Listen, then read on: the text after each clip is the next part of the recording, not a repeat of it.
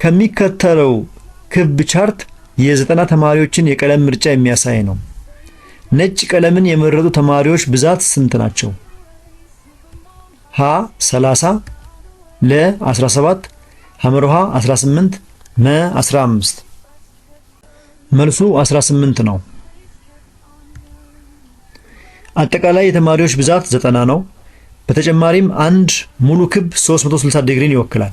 ስለዚህ 90 ተማሪዎችን የሚወክለው 360 ዲግሪ ነው ማለት ነው።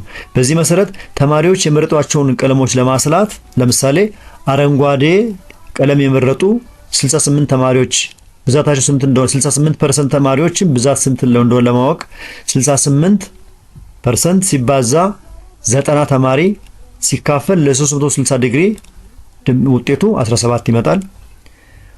ቢጫ ቀለምን የመረጡ ተማሪዎች 40% ሲባዛ 90 ተማሪ ሲካፈል ለ360 ዲግሪ 10 ይመጣል።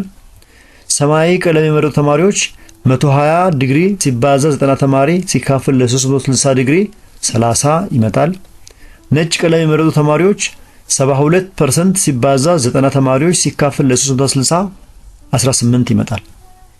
ቀይ የመረጡ ተማሪዎች 60 ሲባዛ 90 ሲካፈል ለ360 15 ይመጣል። ትክክለኛው መልስ ነጭ ቀለም የመረጡ ተማሪዎች ብዛት 18 ነው ማለት ነው።